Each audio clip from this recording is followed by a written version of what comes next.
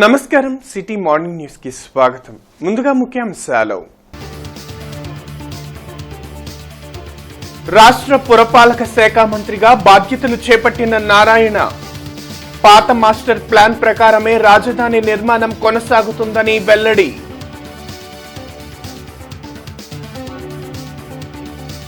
ఉండవల్లిలో రెండవ రోజు మంత్రి లోకేష్ ప్రజా దర్బార్. మంగళగిరి నియోజకవర్గ ప్రజలకు అండగా ఉంటానని భరోసా.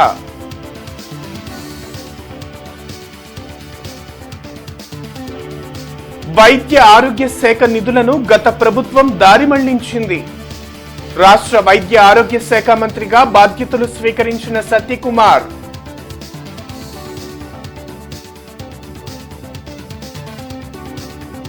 అసెంబ్లీ స్పీకర్ గా అయ్యన్న పాత్రుడు, చీఫ్ విప్ గా దుళ్లిపాళ్ల నరేంద్ర ఎంపిక.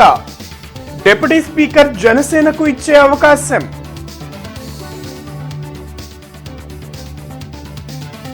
కూటమి ప్రభుత్వం ఇచ్చిన ప్రతి హామీని అమలు చేస్తుందన్న ఎమ్మెల్యే గల్లా మాధవి. సామాజిక పెన్షన్ పెంపుపై సీఎం చంద్రబాబు ఫ్లెక్స్ కు పాలాభిషేకం. రాజధాని నిర్మాణంలో మొదటి దశను 2.5 ఏళ్లలో పూర్తి చేస్తామని మంత్రి నారాయణ ప్రకటించారు. పాత మాస్టర్ ప్లాన్ ప్రకారమే నిర్మాణాలు జరుగుతాయని స్పష్టం చేశారు. వెలగపూడి సచివాలయంలో రాష్ట్ర పురపాలక శాఖ మంత్రిగా నారాయణ బాధ్యతలు చేపట్టారు. పెండింగ్ లో ఉన్న బిల్డింగుల నిర్మాణాలను పరిశీలించి సత్వరమే వాటిని పూర్తి చేస్తామని చెప్పారు. 3,600 కిలోమీటర్ల రోడ్డు నిర్మాణం, త్రాగునీటి వసతి కల్పనను పూర్తి చేయనున్నట్లు తెలిపారు. రాజధాని అమరావతిలో జరిగిన దొంగతనాలపై విచారణ చేపడతామని అన్నారు. ఈ సందర్భంగా మంత్రి నారాయణను పలువురు అధికారులు, రాజధాని రైతులు అభినందించారు.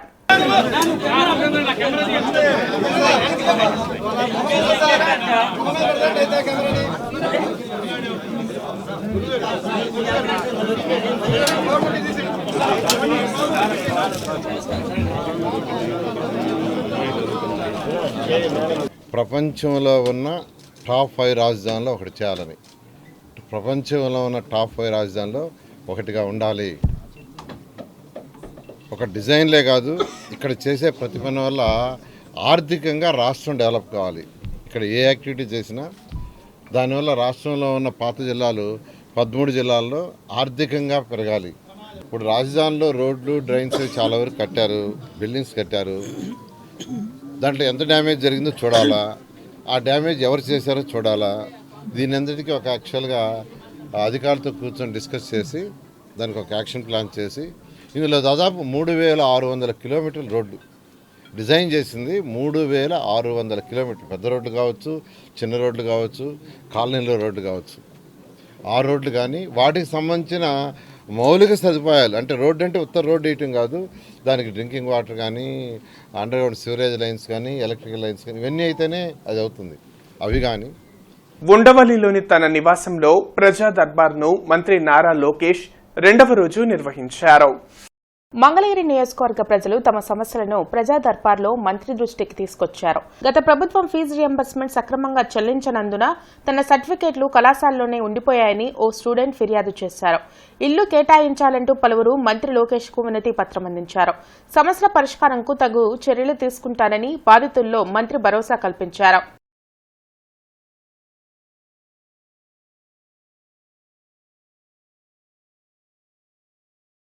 రాష్ట్ర వైద్య ఆరోగ్య శాఖ మంత్రిగా సత్యకుమార్ బాధ్యతలు స్వీకరించారు.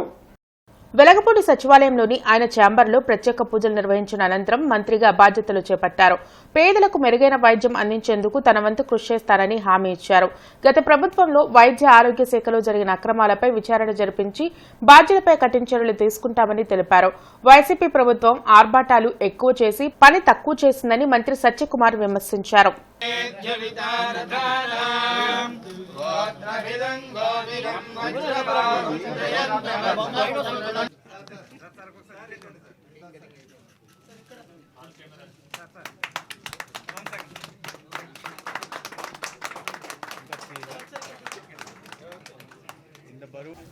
ప్రజలందరికీ కూడా అర్హులైన ప్రతి ఒక్కరికి మెరుగైన వైద్యం అందించడం, పిఎస్సీల నుంచి సిహెచ్సీల దాకా ప్రతి ప్రభుత్వ ఆసుపత్రుల్లో కూడా మౌలిక సదుపాయాల కల్పన చేయడం, ప్రతి ఆసుపత్రిలో మెడికల్ ఎక్విప్మెంట్ కావాల్సిన మెడికల్ ఎక్విప్మెంట్ అందుబాటులో ఉండేలా చేయడం, గ్రామాల్లో కూడా ఆశా, ఏఎన్ఎం, విలేజ్ క్లినిక్ల ద్వారా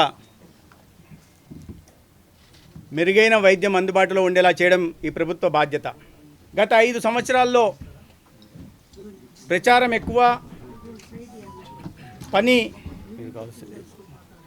తక్కువగా జరిగినట్టుగా అనిపిస్తూ ఉంది. పూర్తిగా జరగలేదని నేను చెప్పట్లేదు, కానీ జరగాల్సిన రీతిలో జరగలేదని మాత్రం ఖచ్చితంగా చెప్తున్నాను. ఆరోగ్య శాఖకే అనారోగ్యం తెచ్చే పరిస్థితి 5 సంవత్సరాల్లో జరిగింది. మళ్ళీ చెప్తున్న రాజకీయ విమర్శల కోసం నేను చెప్పట్లా, కానీ పరిస్థితులు అలా ఉన్నాయి. ఆరోగ్యశ్రీని నిర్వీర్యం చేసే ప్రయత్నం చేశారు. అనేక పథకాల్లో 60% కేంద్రం నుంచి నిధులు, వాటిని లీకేజీలు, కమిషన్ల మీద ఎక్కువ పోయింది తప్పిస్తే దాని లబ్ధి అందాల్సిన విధంగా పేద ప్రజలకు అందే ప్రయత్నం చేయలేదు. వీటన్నిటి మీద లోతుగా పరిశీలించి ఒక శ్వేతపత్రం, డిపార్ట్మెంట్ల వారీగా శ్వేతపత్రం విడుదల చేస్తాం. దాని తర్వాత శ్వేతపత్రం ఆధారంగా జరిగిన తప్పుల పరంగా ఖచ్చితంగా చర్యలుంటాయి. అసెంబ్లీ స్పీకర్ గా అయ్యన్న పాత్రుణ్ణి నియమించారు. డిప్యూటీ స్పీకర్ జనసేనకు ఇవ్వనున్నారు. ఇదిలా ఉంటే ప్రభుత్వ చీఫ్ విప్ గా దొళ్లిపళ్ల నరేంద్రను ఎంపిక చేశారు. ఆంధ్రప్రదేశ్ శాసనసభ స్పీకర్ గా టీడీపీ సీనియర్ ఎమ్మెల్యే, బీసీ నాయకులు చింతకాయల అయ్యన్న పాత్రుణ్ణి ముఖ్యమంత్రి చంద్రబాబు ఖరారు చేశారు. ప్రభుత్వ చీఫ్ విప్ గా పొన్నూరు టీడీపీ సీనియర్ ఎమ్మెల్యే దొళ్లిపళ్ల నరేంద్ర కుమార్ ను నియమించారు. నరేంద్రకు ఇప్పటి వరకు మంత్రి పదవి రాలేదు. ఈసారి వస్తుందని అనుకున్నా గుంటూరు జిల్లా నుంచి 3 మంత్రి పదవులు ఇచ్చారు. దీంతో ఆయనకు ఛాన్స్ మిస్ అయింది. ఆ లోటును భర్తీ చేయటానికి చీఫ్ విప్ ఇవ్వాలని నిర్ణయించారు. రాబోయే రోజుల్లో రాష్ట్ర సచివాలయం, రాజధాని ప్రాంతంలో కార్యకలాపాలు పెరుగుతాయని చంద్రబాబు చెప్పారు. ఇందుకు అనుగుణంగా సచివాలయానికి వచ్చి వెళ్లే వారి కోసం రహదారులు, రవాణా, ఇతర సౌకర్యాలు పెంచుతామని వివరించారు. పోలవరం పర్యటనతో తన క్షేత్రస్థాయి పర్యటనలు ప్రారంభమవుతాయని సీఎం తెలిపారు. ప్రజల్లోకి వెళ్లినప్పుడు పరదాలు, బ్యారికేడ్లు, ఆంక్షలు ఉండకూడదనేది మా విధానం. భద్రతా నిబంధనలు పాటిస్తూనే సాధ్యమైనంత వరకు వారికి అందుబాటులో ఉంటా అని తనను కలిసిన మీడియా ప్రతినిధులతో సీఎం చంద్రబాబు చెప్పారు. రాష్ట్ర ముఖ్యమంత్రి సామాజిక పెన్షన్లను పెంచి పేదల జీవితాల్లో వెలుగులు నింపారని పశ్చిమ నియోజకవర్గ ఎమ్మెల్యే గల్లా మాధవి అన్నారు. పెన్షన్లను పెంచుతూ రాష్ట్ర ప్రభుత్వం ఉత్తర్వులు జారీ చేయడంతో పెన్షన్దారులతో కలిసి ఎమ్మెల్యే గల్లామాధవి చంద్రబాబు చిత్రపటానికి పాలాభిషేకం నిర్వహించారు. శ్రీనివాసరావుపేటలో జరిగిన కార్యక్రమంలో గల్లామాధవి మాట్లాడుతూ వృద్ధులకు 3,000 రూపాయల ఉన్న పెన్షన్ను 4,000 రూపాయలకు, వికలాంగుల పెన్షన్ 6,000 రూపాయలకు పెంచడంతో పెన్షన్దారుల్లో సంతోషం నెలకొందన్నారు. వైసీపీ నాయకులు ఎన్నికల సమయంలో రాజకీయ లబ్ధి కోసం పెన్షన్దారుల్లో భయాన పరిస్థితిని రేకెత్తిచ్చారన్నారు. అధికారంలోకి వచ్చిన మొదటి రోజే పెన్షన్లు పెంచడంతో ప్రజల్లో కూటమి ప్రభుత్వంపై నమ్మకం ఏర్పడిందన్నారు. కూటమి ప్రభుత్వం పూర్తిగా పెన్షన్లు ఎత్తేస్తుంది, పూర్తిగా సంక్షేమ కార్యక్రమాలను ఎత్తేస్తుంది అని చెప్పి దుష్ప్రచారాలు చేసి వాళ్ళని మనసులో భయాందోళన నింపడమే కాకుండా తీవ్ర ఆవేదనలకు గురి చేయడమే కాకుండా కొంతమంది ప్రాణాలను కూడా బలిగొన్న సంఘటనలు మనం ఎన్నో చూసాం. వాటన్నిటికీ చెక్ పెడుతూ చంద్రబాబు నాయుడు గారు వచ్చి రాగానే ప్రమాణ స్వీకారం అయిన మరుసటి రోజే పెన్షన్లు పెంచే దిశగా ఆయన సంతకం చేసి ప్రతి ఒక్కరి మనసుల్లో ఆనందాన్ని నింపారు. ఆయనకు సర్వతా ప్రతి ఒక్కరూ కూడా కృతజ్ఞతలు తెలుపుకోవాలి. ప్రతి ఒక్క లబ్ధిదారుడు కూడా వారి పేరును నమోదు చేసుకొని ఈ యొక్క అవకాశాన్ని అందిపుచ్చుకోవాల్సిందిగా మేము కోరుకుంటున్నాం. మా కార్యాలయం కానివ్వండి, నాయకులు కానివ్వండి, సర్వదా వారికి ఈ సంక్షేమాన్ని అందించే దిశగా సిద్ధంగా ఉంటాము. ప్రతి ఒక్కరూ నిజంగా వారికి చేకూరే, వారు ఎలాంటి అంటే వారి క్వాలిఫికేషన్ దీనికి వారు అర్హులైన ప్రతి ఒక్కరూ కూడా వచ్చి దానికి కావాల్సిన పత్రాలని అందించి వారి యొక్క సంక్షేమాన్ని తీసుకోవాల్సిందిగా, అందిపుచ్చుకోవాల్సిందిగా నేను ప్రతి ఒక్కరిని కోరుకుంటూ, కేంద్రంలో కీలకంగా ఉన్న టీడీపీ రాష్ట్రానికి ప్రత్యేక హోదా, విభజన హామీల సాధన కోసం కృషి చేయాలని ప్రత్యేక హోదా, విభజన హామీల సాధనా సమితి నాయకులు చలసాని శ్రీనివాస్ కోరారు.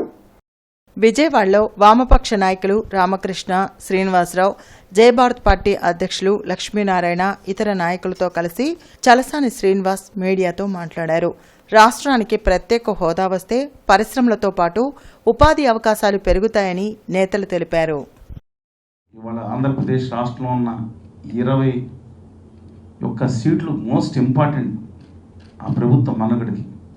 ఈ సమయం అనేది బంగారు సమయం కనుక మిస్ అయిపోయా ఉంటే మళ్ళీ ఈ 6 నెలల సంవత్సరం లోపల కనుక రాష్ట్ర ప్రభుత్వం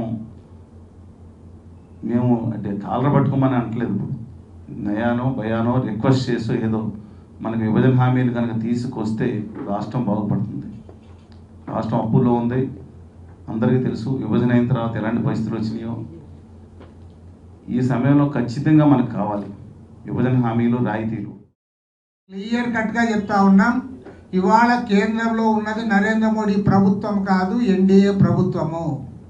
గతంలో ఉన్నంత అహంకారం కానీ లేదా అంత అధికారం కానీ ఇవాళ ఆయనకు లేవు. మీ పైన ఆధారపడి ఉన్నారు. కాబట్టి మీరు కూడా ముందుకు రావాలి.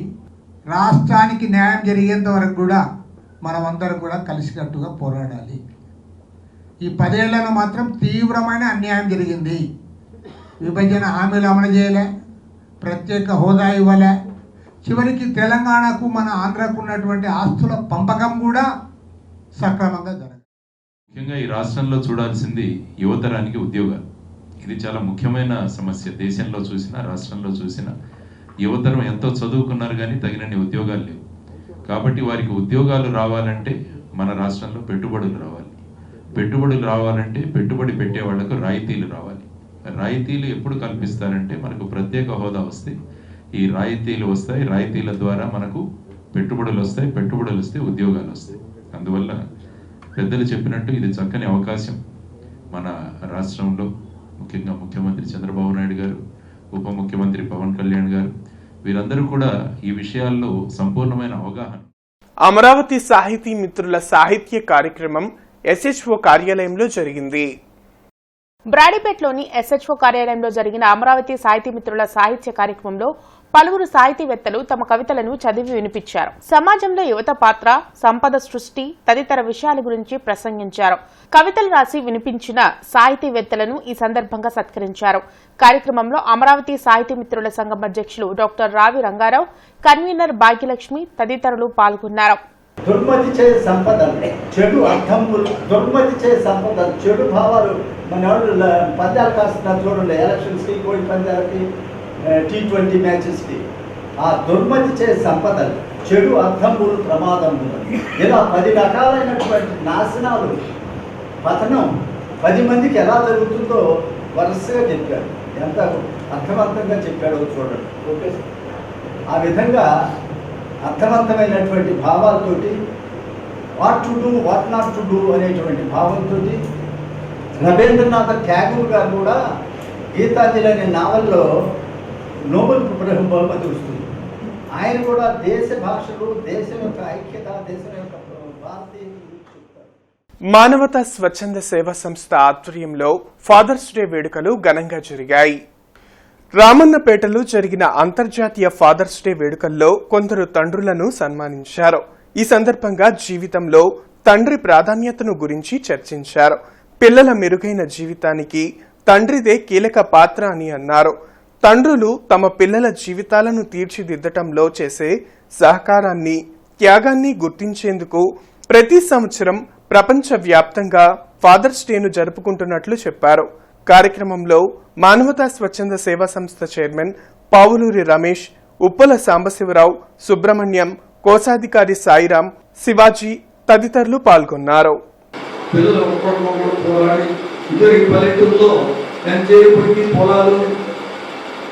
పశువులు దాచుకుంటూ చదువు మీద అంత శ్రద్ధ చూపించేవారు కాదు. ఇవాళ పల్లెటూళ్ళలో కూడా చాలా మంది బాగా చదువుకొని పిల్లలు వాళ్లే పోటీ పడి చదువుతూ చాలా ఉన్నత స్థితికి పోయి అమెరికా లాంటి దేశాలు, లండన్ లాంటి దేశాలకి వెళ్ళిపోయి సాఫ్ట్వేర్ ఇంజనీర్గా చాలా మంది వృద్ధి చెందుతున్నారు. తల్లిదండ్రులను చూడగలిగిన బిడ్డలే చాలా గొప్పవాడు వాస్తవంగా. ఎందుకంటే అందరూ 50 ఏళ్ళు, 60 ఏళ్ళు, 70 ఏళ్ళు వచ్చిందాక ఆరోగ్యకరంగా ఉన్నవాళ్ళు ఉండరు. కొంతమంది ఆరోగ్యంగా ఉంటారు. కాబట్టి ఆరోగ్యకరంగా లేని వాళ్ళని ఎవరు చూస్తారంటే నిన్ను చిన్నప్పటి నుంచి పెంచి పెద్ద చేసి చదివించి నీ ఆలన పాలన మొత్తం చూసి తల్లిని వదిలేస్తే నువ్వు ఇంకెవరు చూస్తారండి? ఎవరు చూడరు. కాబట్టి ఎప్పుడు ఎట్టి పరిస్థితుల్లో నా అభిప్రాయం మాత్రం చెప్తున్నానండి, అది మీ అందరికీ ఆమోదయోగ్యం అవుతుందో కాదో నాకు మాత్రం తెలియదు. ఎనగలాగానే ఉమ్మడి కుటుంబంగా ఉంటే చాలా ప్రపంచం కూడా చాలా ముందుకు పోతుందని నా అభిప్రాయం. పెద్దలతో ఫాదర్స్తో కూర్చొని మాట్లాడి వాళ్ళతో టైం స్పెండ్ చేసి కలిసి భోజనం చేసి కుదిరినప్పుడు వదిలేయండి. బిజీగా ఇప్పుడు వైఫ్ అండ్ హస్బెండ్ ఇద్దరు వర్క్ చేయాల్సిన టైం వచ్చింది, ఈ కాలంలో చేస్తున్నారు. కుదిరినప్పుడైనా సరే ఇంట్లో ఉన్న ఫాదర్స్తో కూర్చొని మాట్లాడి వాళ్ళకి మానసిక ఆనందం కలిగించే విధంగా మనం చేద్దాం.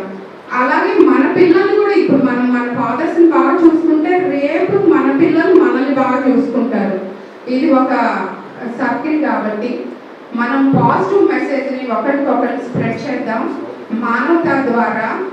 ప్రతి ఆదివారం జరిగే ఆరోగ్య సభ కార్యక్రమంలో ప్రముఖ న్యూరాలజిస్ట్ డాక్టర్ నీరజ పాల్గొన్నారు.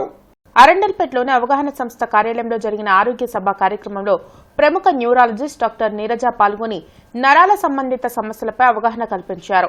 స్ట్రోక్ వచ్చినప్పుడు పొందాల్సిన చికిత్స గురించి వివరించారు. తలనొప్పి, మూర్ఛ, వర్టిగో, చిత్త వైఫల్యం తదితర సమస్యలపై సందేహాలను నివృత్తి చేశారు. కార్యక్రమంలో కొండా శివరామరెడ్డి తదితరులు పాల్గొన్నారు.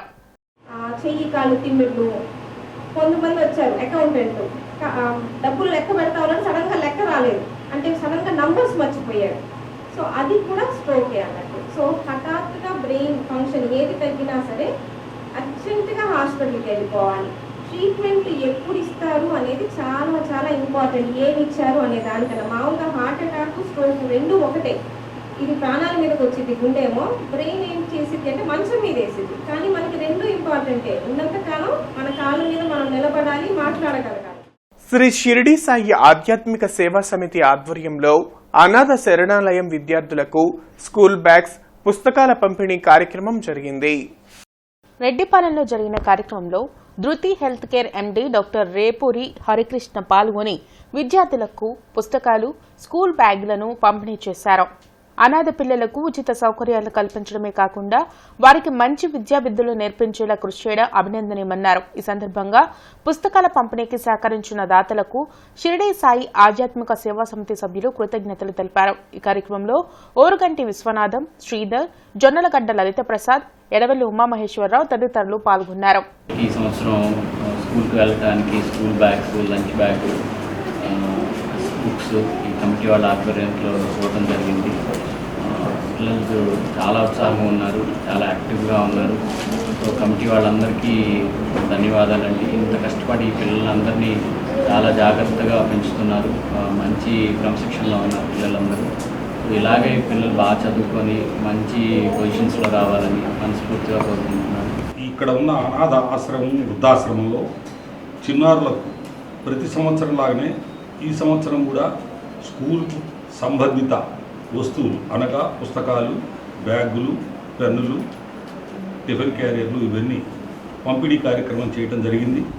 దీనికి ఎంతోమంది సహాయ సహకారాలు అందిస్తున్నారు. వారందరికీ ఈ సందర్భంగా నేను ధన్యవాదాలు తెలియజేస్తున్నాను నా తరఫున. ఆర్ అగ్రహారం లక్ష్మీ నరసింహస్వామి దేవస్థానంలో గాయత్రీమాత జయంతి కార్యక్రమాన్ని ఘనంగా నిర్వహించారు.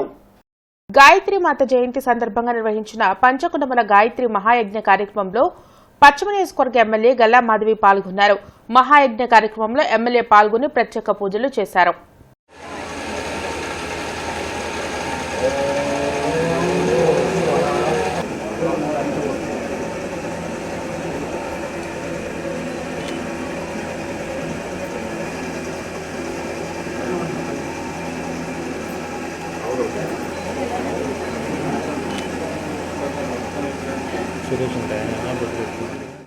UK concept international pre school chain ను నేడు ఘనంగా ప్రారంభించారు.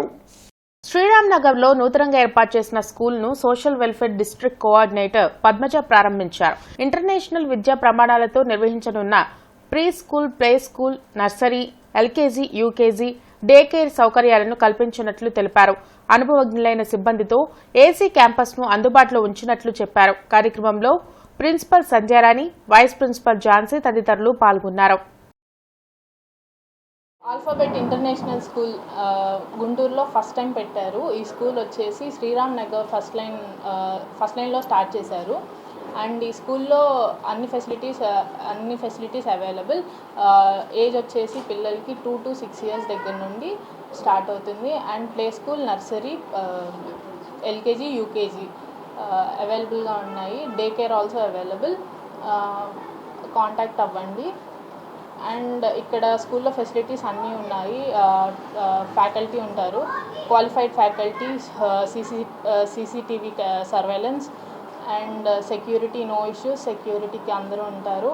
అండ్ ఆయమ్మ వాళ్ళు, డే కేర్ అందరూ ఉంటారు. Maid and everyone is available here. జిల్లా జనసేన పార్టీ అధికార ప్రతినిధి ఆళ్లహరి పుట్టినరోజు సందర్భంగా నగరంలో పలు సేవా కార్యక్రమాలు జరిగాయి. పటాభిపురం చిల్డ్రన్స్ ఆశ్రమంలోనూ ప్రభుత్వాసుపత్రి వద్ద అన్నదాన కార్యక్రమాలతో పాటు పలు ప్రాంతాల్లో కేక్ కట్ చేసి వేడుకలు నిర్వహించారు. శ్రీనివాసరావు తోటలో జరిగిన వేడుకల్లో ముఖ్య అతిథిగా పాల్గొన్న పశ్చిమ నియోజకవర్గ ఎమ్మెల్యే గల్లామాధవి మాట్లాడుతూ ప్రజా సమస్యలపై నిరంతరం పోరాడుతూ నిత్యం ప్రజలతో మమేకమవుతూ ప్రజల మధ్య తన జీవితాన్ని గడుపుతున్న ఆళ్లహరి ప్రజల హృదయాల్లో గొప్ప స్థానాన్ని సంపాదించుకున్నారన్నారు. కార్మికులు, కర్షకులు న్యాయమైన డిమాండ్ల సాధనకై ఎన్నో ఉద్యమాలు చేశారని, ఈ క్రమంలో ఎన్నో కష్టాలు ఎదుర్కోవడమే కాకుండా పోలీసుల కేసులు కూడా ఎదుర్కొన్నారని మాధవి అన్నారు. మోదీ, చంద్రబాబు, పవన్ కళ్యాణ్ కృషితో ఏర్పడ్డ కూటమి ప్రభుత్వంలో ప్రజలు మెచ్చే విధంగా బాధ్యతగా పరిపాలన చేస్తామని మాధవి తెలిపారు. ఈ వేడుకల్లో టీడీపీ, జనసేన, బీజేపీ నాయకులు, ప్రజా సంఘాల నేతలు, ప్రజలు పెద్ద ఎత్తున పాల్గొన్నారు. వారి సమస్యలు పరిష్కరించే వ్యక్తిగా ఆయన ఎప్పుడు మీ అందరికీ చేరువలోనే ఉన్నారు. అలాంటి వ్యక్తులకి నాయకులు కూడా ఎప్పుడూ అండగా ఉంటారు. కాబట్టి మన విజయాన్ని సాధించుకున్నాం. చంద్రబాబు నాయుడు గారి విషనరీ, పవన్ కళ్యాణ్ అన్నగారి కృషి, లోకేష్ అన్న గారి కృషి, కార్యకర్తల యొక్క సహన కృషి ఈరోజు మనకు ఒక అద్భుతమైన చారిత్రాత్మకమైన ఘన విజయాన్ని సాధించి పెట్టింది. సిటీ న్యూస్ సమాప్తం. నమస్కారం.